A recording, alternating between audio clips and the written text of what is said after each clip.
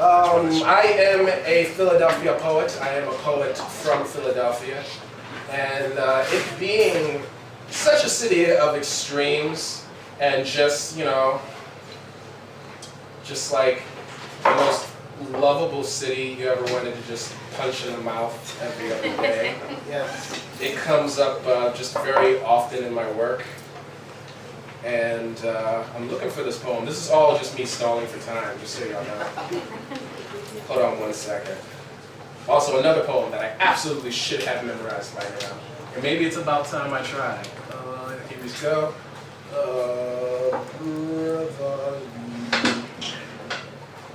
This poem is inside of my chapbook, Do Until True, which I don't have on me, but that if you go to dountiltrue.tumblr.com, you can get a copy of if that's your thing, I don't mind it, certainly. So yeah, this is Brotherly Love. Brotherly Love, poem from Philadelphia. Philadelphia is all emo with none of the mosh pit. Philadelphia free jazz in a trash bag. Philadelphia's a synthetic weed tumbleweed down 69th Street.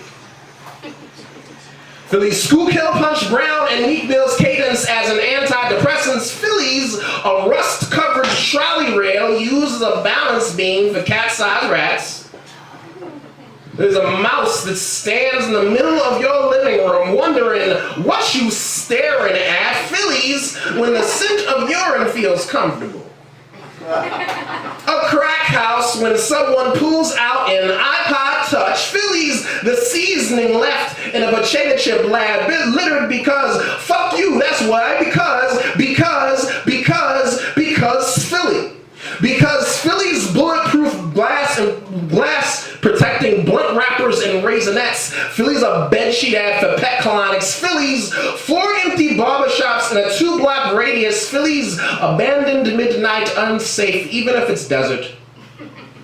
Philly looks at anything but you as intensely as it can. Philadelphia is dubstep basement, West Philly row home, hot pagan light show for nobody Philly. Philly's a cafe, a bored New Jersey dreamed into existence. Philly's Bucktooth Street with caution tape floss. Philly flosses through Beirut, no hoopty. Philly ain't no white car. Philly for sale sign. Philly's loose Dutch tobacco on a 23. Philadelphia is loose money. Philly is cheap. Philly chirps. Philly speaks its first words. Philly lounges. Philly is waiting. Philly is waiting. Philly is waiting and the teens choke, the kids choke, the face smoke is identical outside the whiskey bar chain smoke like it was New Orleans downtown, and the buses wheeze and the roads are cracked and the sidewalk grows flower beds beneath them, and Philly grows and shrinks.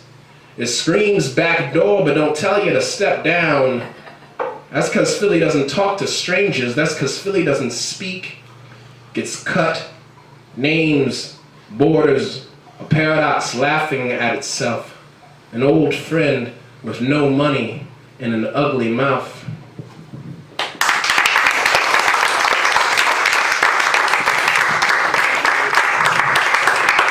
I don't know, I think I'm gonna do 2 more. Is that cool? Yeah, that's cool. Yeah, 2 more. So I'm a computer programmer when I'm not poeting. And I find that they actually they both have their parallels.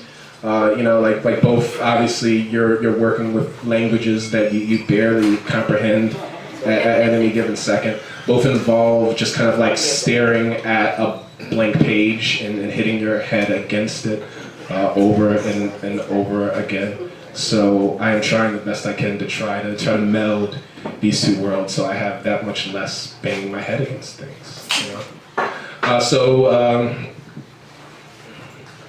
Yeah, I guess I'll do this one. This one is called Objectified. Everywhere, all the ones that made it, the chalk mark a foot of track to lay, the words curated and outlined in black, the professional's font. The fabric architect slept with his best friend, the publicist's mood. How you made it. the stretch of leather, strip of hair that won the shoe, the herder preferred for some reason, the correct feed and strain of grass, a shift in the season, doesn't escape the intent that birthed it, the belch of the smelting factory.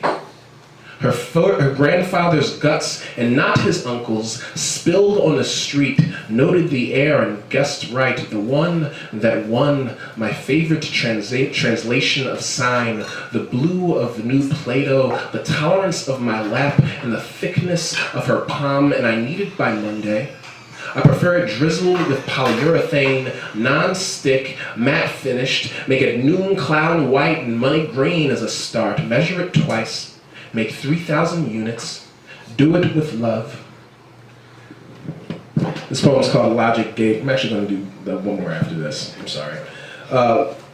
More than moving things, more than tuning or cooking without a flame or cooling, this energy of ours became and is and holds in a light bulb on or off as a word without any meaning but to say this is a thing, here look. The most important master's thesis suggests function may this time take a back seat to a dot of Morse code, an ASCII translated into a greeting. Talk seems so useless, and yet when we teach a new thing to hold a word inside, we're still so surprised to hear it answer back. And for my final poem. I think I love if at all possible to do covers inside of my poetry sets, because it's, we just don't often enough kind of like pay tribute to the poets that kind of guide us to a certain place when we pretend as if we either over reference for the sake of just saying that a name exists, or pretend that we're quiet geniuses who allow things to just spring up simultaneously from ... So, night, here we go. So this is kind of like a medley of poems by Bob Kaufman, who was one of the only black beat poets who's in San Francisco kind of like at that time. Very well known in Europe, but not that well known in the United States. Go figure. The meat of this poem, the last part, was actually made after he was on, he took a vow of silence in protest of the Iraq War. Not the Iraq War, the Vietnam War. And I'm not exactly, I don't remember off the top of my head how long it lasted, but the last part of this is kind of what he wrote right after he decided to start to speak again.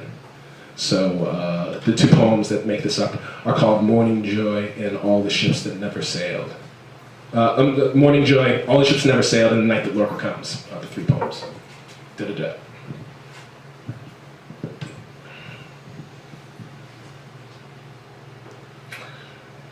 The night that Lorca comes shall be a strange night in the South.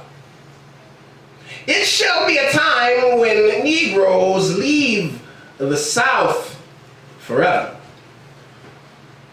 Green trains shall arrive from red planet Mars. Crackling blueness shall send tooth-covered cars for them to leave in, to go into the North forever.